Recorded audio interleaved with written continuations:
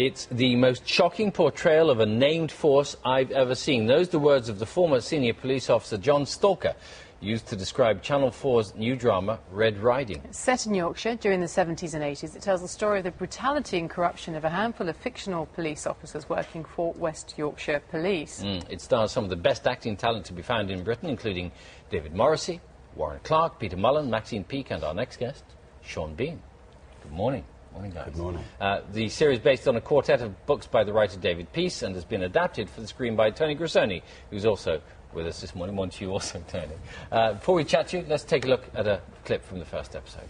Hey, old Jock, how are you? You all right? You all right? Good to see you. Oh, I'm good. The prodigal returned. Hey! I missed you a lot. Here to show the old man Miss Money Penny. Didn't cut it down south then. Funny.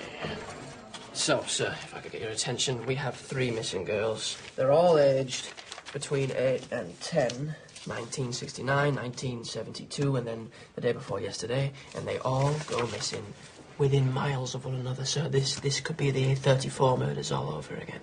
Oh, do let's hope so, eh, Mr. Dunford? Yeah, fingers crossed, eh? Oh, we're being sarcastic, Edward. Sorry. Have you spoken to Jack Whitehead about this? No. No, this is my story. Ain't it, Mr. Radley?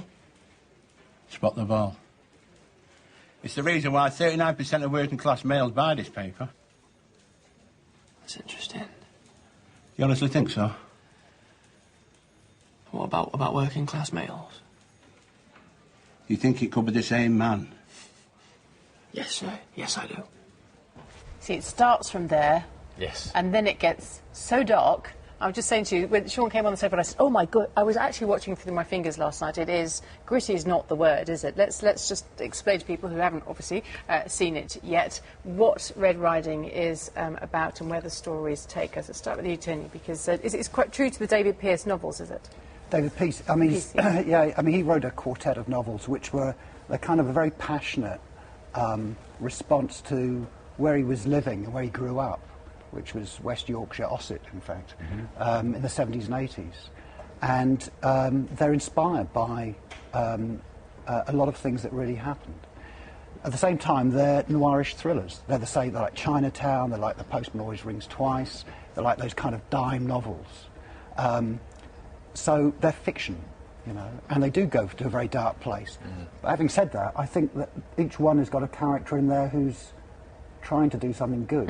The difference is that they're not a comic strip character. The main characters are flawed people. Yeah, well, I'll tell you who's not trying to do some good is your character. John Dawson. No, John Dawson, yeah. Not really. Scared me rigid last night, you did.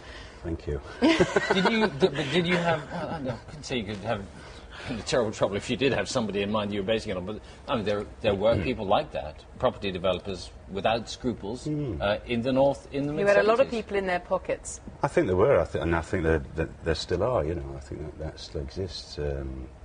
But this particular character, John Dawson, was a man who did collect very influential characters like our high-powered, corrupt police officers, dodgy councillors, and the fellow you just saw there, Andrew Garfield, who plays Eddie Dunford. And what drew you? Was it the darkness of him that drew you to the... I think so also. I mean, in the midst of this darkness, he's also quite a luxurious, kind of glamorous figure in some sense. And charismatic. He is charismatic. He's got a dark humour, he's a very black wit in some sense, and I think that's part of his attraction. You know, I think that is the attraction of part of villains in most cases, that you have to find the good sides in them. It's very difficult in this case to find a good side in this character, but there is a certain you know, quality in the way he dresses. He's the only one who's actually offering any hope in this very bleak, you know, corrupt, ravaged environment, and it's quite a very potent mixture, that charm. Well, you've described him very well there. Let's take a look at him in action.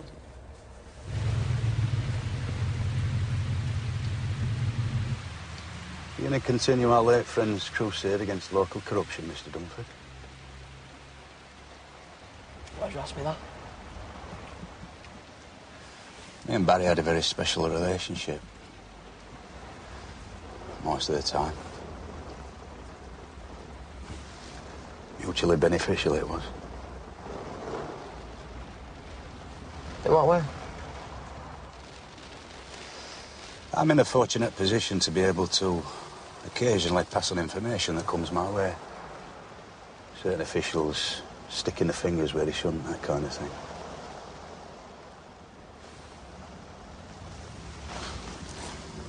You like the cut?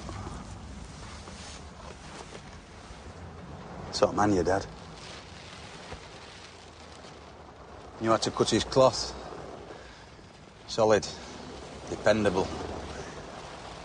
That's not you, is it, Mr. Dunford? You're more like me. Some pretty serious claims are made about, well, fictionally, about the West Yorkshire police at the time. I mean, torture, murder, and you're throwing people out of the backs of vans and stuff. Did that really happen? It's a question of transparency, isn't it? I mean, these are fictions. This is a fictionalised version of the world, but, you know, if you're interested in learning more and finding out about what the actual situation was, then there are other books to refer to. This is not a documentary. You know, one of the characters in the trilogy is But called... do you think it happened or not? That sort of thing? Just the sort of scenes of torture that are portrayed in the series? I think people should make their own conclusions. I think you should read, and you should find out, and you should ask questions. I mean, there is a problem when John Stalker, you quoted earlier. John Stalker was pulled off the RUC shoot to kill policy. He was set up. John Stalker also says there were interview rooms where interviews were carried out and there were no tapes.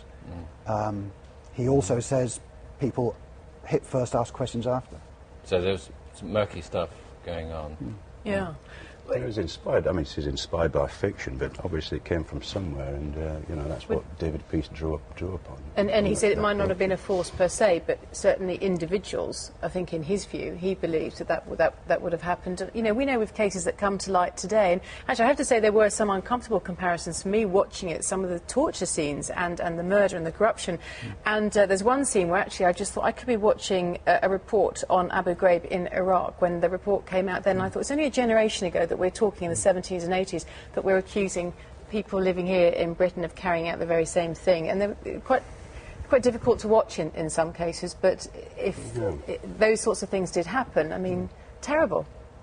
I mean, I suppose we live with the repercussions of that, you know. I mean, it was a very turbulent time in the 70s, and you had the industrial collapse, you had mass unemployment, you had villages and cities that were, you know, really quite depressed, and you know, we're kind of living with the repercussions of that today.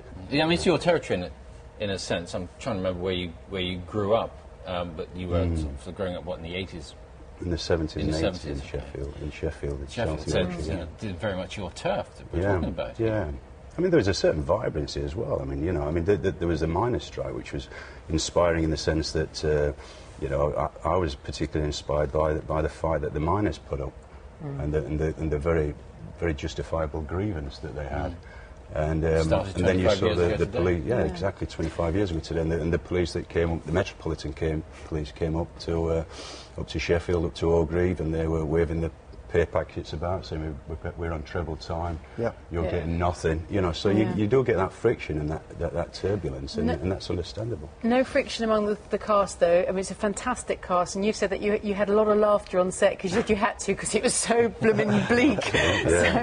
So did you enjoy filming it to that degree? We did enjoy it, and you know, the characters were, you know, there's some great actors in it, isn't there? I mean, fantastic cast, amazing cast. All a very dry sense of humour, and but the days were long and the days were hard, and you know, the material was quite disturbing. So it was good to get back to the bar at night and have a drink and have a laugh. 3 episodes, 3 different directors. Remind us when it starts. Is it tonight? It's tonight. We start at 9 o'clock on Channel 4. On Channel 4. And that's 10 consecutive weeks. Yep.